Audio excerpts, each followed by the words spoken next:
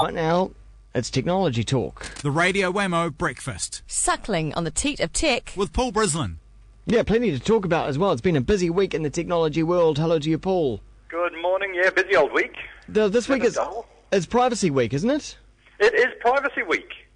It is. And what better time to have a massive breakdown in privacy on Facebook than Privacy Week, just to really rub your noses in. What happened on the Fache book this week? So there was a bit of a bug, a bit of a problem in a fairly obscure one, I've got to say, a chat capability in Facebook that if you previewed what you were going to say, you could for some reason see what all your friends and all their friends had been saying in behind the privacy shield. So this is a bit of an embarrassment for Facebook. It's not the first time they've had problems with privacy, but I guess when you've got something as complicated as Facebook has become, you're going to get conflicts and issues like this that are going to lead to problems. But it really does underline the whole problem of just how much do you say on your Facebook page or your Bebo page or your Twitter account, and just where do you draw the line, really? And I think Marie Schroff, the Privacy Commissioner, came out earlier this week saying, you know, so many people are on social media these days.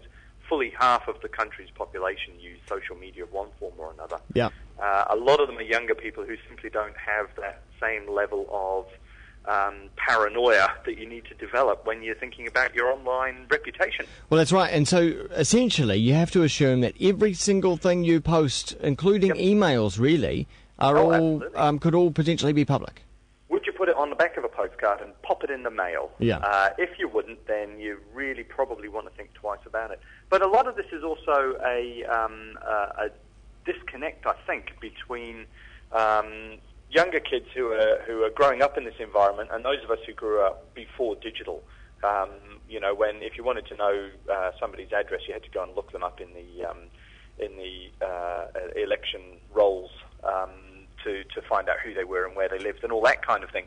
These days, so much is accessible at just literally the click of a button. You can get so much information without having to pay a penny for it. That you know, people are growing up completely blasé about their privacy. Indeed. And I know a lot of younger kids who come to work here, you know, who are completely oblivious to this idea that anything should be kept private whatsoever. It's all there for all the world to see. Yeah. Interesting. Also, did you catch up on the news this week? It was in the New Scientist magazine about Google and with their cars that went round and took all the photos for Street View. Right. Those cars were also collecting information about wireless networks. And there you go, you see. And the MAC addresses of all the different routers. So when it went past my house, it would have detected that I had a wireless network and recorded the name of the ID and everything.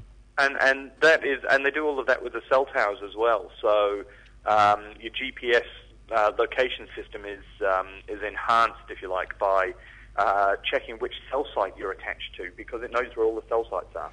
Right. So all of this kind of thing does add capability to you know, the service they're offering, but it also adds a certain cold shiver down my spine that you know we're actually getting indexed, debriefed, and numbered, as the prisoner once said, and you know they're tracking every bit of information that they possibly can.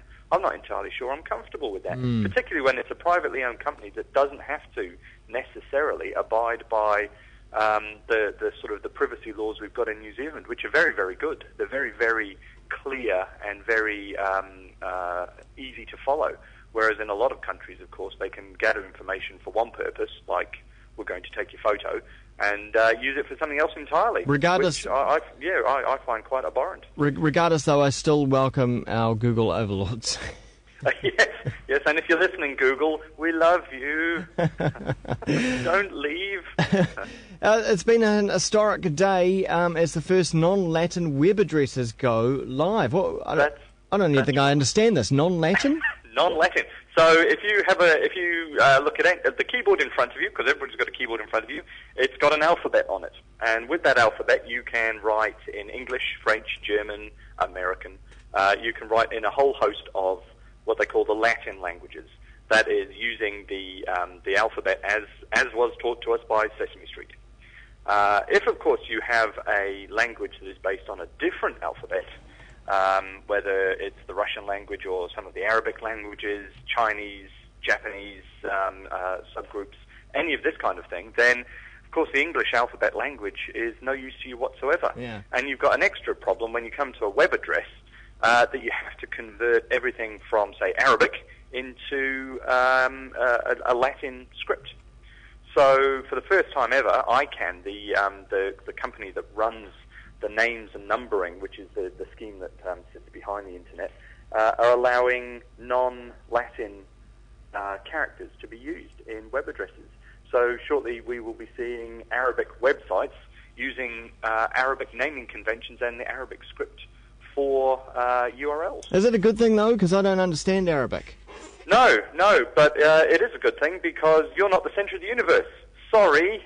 Yeah, but don't we want one language so that it doesn't confuse let me things? guess, you're a white middle class man living in first world New Zealand. Yes. That's not about that. I mean, I can't of go to people that out there. Arabic web address. Why can't they learn the English? Why can't they? If English was good enough for Jesus Christ, it's good enough for me. Because, quite frankly, we're not the only culture on the planet at all. And it's high time everybody had access to this kind of thing in their own language and in their own script. I mean, it's the beauty of the internet, the power of the internet is that it's this enormous enabler. You can look things up, you can find out. We've got more information at the touch of our fingertips today than at any point in history before us. And to deny that to people because their language uses a different alphabet, that goes against everything. That goes against the Democrat in me. I think it's vitally important that everybody be able to access as much information as possible. And this is a huge step in that direction. It also means, of course, that there is added complexity, and there will be a whole web world that you and I can't access because we're I don't know if that's such a good thing. monoglots. Oh, I think it is. I think it's fantastic. I think it helps drive home the fact that, in fact, the Americans and the English and the European culture is not the centre of the universe. There are other people there. We own the internet, damn it. Damn it, gosh darn it. We'll get the Americans to switch it off, eh? I'm sure they'll make sure we're in the right group. What are the odds of that happening properly? Yeah, no, I think it's good. I think the more the merrier, and if it helps allow a generation of Arabic children to get access to the internet and to all of the freedoms therein, that can only be a good thing. Okay, well, Steve Jobs, a.k.a. God, has decreed that Flash will be no more. Flash on the internet. Yes, Steve Jobs, a.k.a. the Pot, has decreed that Flash will not be allowed on his shiny iPhones anytime soon because, of course, it's a closed piece of software, and he doesn't like that. No. Except, of course, that Apple's entire operating system and, in fact, philosophy for just about everything is to build a closed system where nobody else has access except through the gateway that they provide.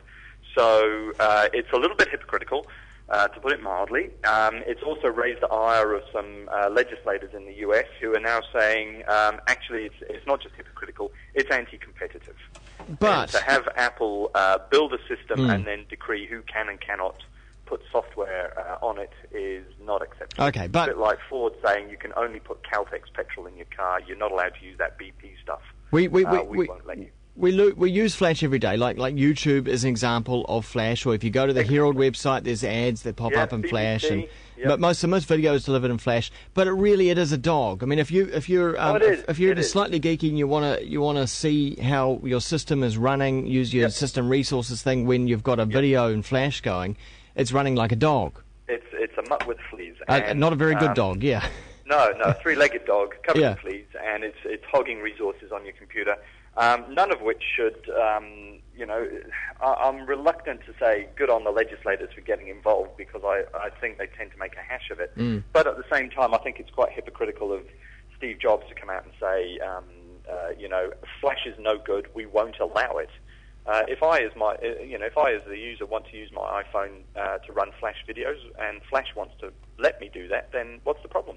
No, it's going to run like a dog with fleas, then I'm happy with that. And if it's Flash today, what else is he going to say that I can't use? Yeah. What if I come up with a really good application and submit it to the iPhone store, and Steve says, oh, that's great, but we're actually developing something very similar, and geez, yours might eat into our market share, so you can't launch it. Because that's exactly the sort of control he's got at the moment. And as an open source kind of, information wants to be free kind of guy, I think that's really quite... It's quite limiting as well for him and for his company, because people will get grumpy and say, well, actually, I do want to watch the BBC player. They've got the iPad, it's got a BBC application, you can't run half the video on it because it runs in Flash. Yeah. And that's hopeless, because... my God, it looks so good, Yeah. The iPad looks just fantastic, Yeah. so why not let us do what we want to do with it? I held one the other day. my goodness. It was like you took it out of the box, and it was like the ray of light, and the angels little shaft came of down. light hits it, and the Jobsian sphere of influence extends one more person. And it's true, though. I got my paws on one for 5 minutes the other day, took a photo of a journalist playing with it, and immediately had the phone start ringing with people saying, when can I get one? I want to have a look at this. Oh, Yeah. my God, look at that thing. And it is even better